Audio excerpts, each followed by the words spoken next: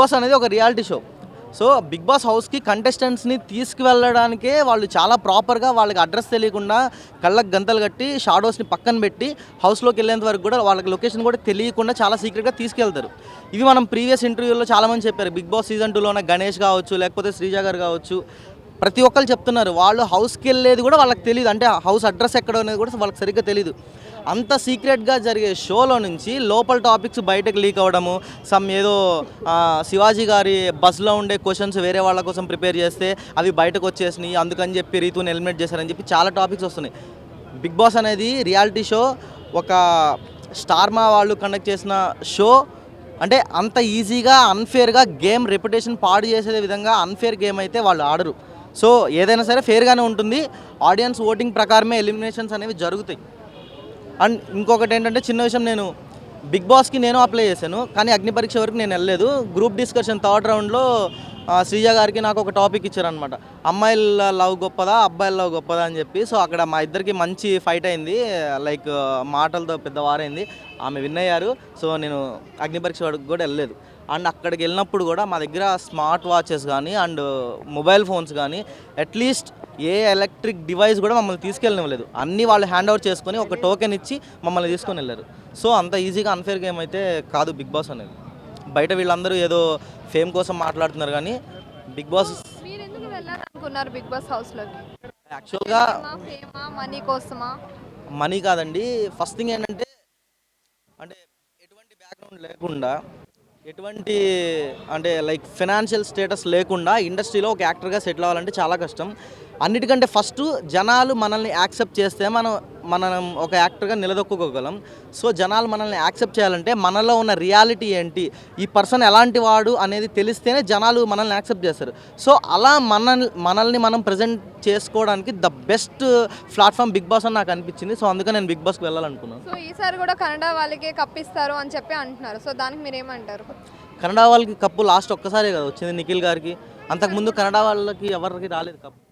అంటే ఎక్కువ సపోర్ట్ అనేది ఉంటుంది కదా స్టార్మాలో, ఎవరైతే ఏమంటారు అంటే యాక్ట్ చేసే వాళ్ళకి. అర్థమైంది. ఇప్పుడు అలానే ఇవ్వాలనుకుంటే తనూజ స్టార్మాలో యాక్ట్ చేసింది, ఇమ్మాన్యుయల్ గారు స్టార్మాలో చేశారు, అండ్ సంజన గారు కూడా కొన్ని చిన్న చిన్న షోలు అప్పట్లో, అంటే ఆమె కొంచెం తెలుగులో ఫామ్లో ఉన్నప్పుడు అప్పుడు మా టీవీ అని ఉండేది, అప్పుడు కూడా ఆమె చేశారు. ఆల్మోస్ట్ ఇండస్ట్రీలో ఉన్న ప్రతి ఒక్క పర్సన్ ప్రతి ఒక్క ఛానల్ని టచ్ చేస్తారు. Not even Star Maa, not even Zee Telugu, only ఒక్క ఛానల్కే వీళ్ళు పర్మనెంట్ అని లేదు, ప్రతి ఒక్క ఛానల్ని కూడా వీళ్ళు టచ్ చేస్తారు. సో వీళ్ళకే కప్పిస్తారు. మా టీవీ దత్తపుత్రులు ఇవన్నీ ఏంటంటే బుల్షిట్ వర్డ్స్ అండి, అవన్నీ ఎవరు నమ్మొద్దు అసలు. సో స్టార్మా వాళ్ళు ఎక్కువగా తనూజకి సపోర్ట్ చేస్తున్నారు, సపోర్ట్ ఉంది, తనకే కప్ ఇవ్వాలనుకుంటున్నారని ఆడియన్స్ అంటున్నారు. సో దానికి మీరు ఏమంటారు? మీరే అన్నారు కదా ఆడియన్స్ అంటున్నారని. ఆడియన్సే అంటున్నారు, బిగ్ బాస్ అనట్లేదు, నాగ్ సార్ అనట్లేదు, అండ్ ఆ షో కండక్ట్ చేసే వాళ్ళు కూడా అనట్లేదు. ఆడియన్స్ కూడా ఎవరు అంటున్నారంటే అన్నపూర్ణ ప్రోడక్ట్ అంటే బ్రదర్ ఎవరు, నేను ఇదే అంటున్నా, బయటకు చెప్పని టాపిక్స్ ఈ వీళ్ళ దగ్గరికి ఎలా వచ్చేస్తున్నాయి.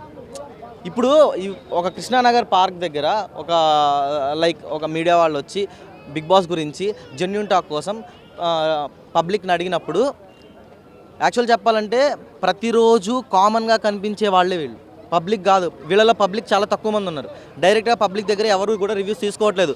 వీళ్ళు రిపీటెడ్గా మీరు అబ్జర్వ్ చేస్తే ప్రతి ఒక్క ఛానల్లో కూడా వీళ్ళు డిబేట్స్ ఇస్తూనే ఉన్నారు. They are not commoners, they are not public. So ఇది అంతా వీళ్ళు క్రియేట్ చేసేది మాత్రమే, అంతేగాని బిగ్ బాస్ నుంచి వీళ్ళకేమి పర్సనల్గా లెటర్లు ఏమైనా వస్తున్నాయి బయటికి, అలాంటిది ఏం జరగదు. ఎస్, ఆల్రౌండర్ ఇమాన్యుయల్కి రావచ్చు, ఒక కామనర్గా వచ్చి సెలబ్రిటీ అయిన డిమాన్ పవన్ ఆర్ కళ్యాణ్, వాళ్ళ ముగ్గురులో ఎవరికైనా రావచ్చు. అండ్ లేడీ కింగ్డమ్ అని చెప్పి, లేడీ టైగర్ అని చెప్పి తనుజాని అంటున్నారు. చెప్పలేము, ఓటింగ్ ప్రకారం ఆమెకు కూడా వచ్చే ఛాన్సెస్ ఉన్నాయి. That's it.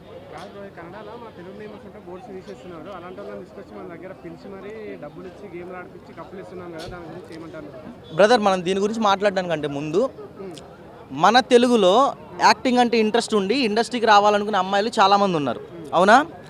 సో ఇప్పుడు నేను ఒక మూవీ చేశాను బ్రో, బ్యాచులర్ పార్టీ అని మూవీ చేశాను. మా మూవీకి కాస్టింగ్ చేసినప్పుడు ఇది ఒక చిన్న బడ్జెట్ మూవీ, 0 బడ్జెట్ మూవీ ఇది యాక్చువల్ చెప్పాలంటే.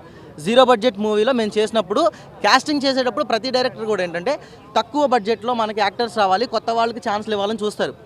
వీళ్ళు మహా అయితే ఒక షార్ట్ ఫిల్మో 2 షార్ట్ ఫిల్మ్స్ చేస్తారు బ్రో. పర్ డే మాకు 7K కావాలి, 5K కావాలి, 10K కావాలని చెప్పి డిమాండ్ చేస్తే ఎవరు వాళ్ళకి ఛాన్సులు ఇస్తారా?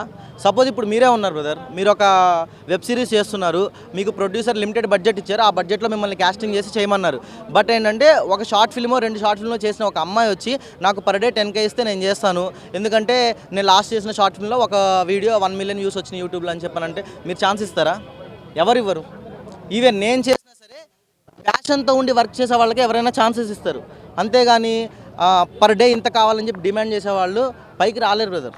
That's it. సో ఇప్పుడు కన్నడ వాళ్ళకే ఎందుకు ఛాన్సులు ఇస్తున్నారంటే మన తెలుగులో అలాంటి వాళ్ళు చాలామంది ఉన్నారు.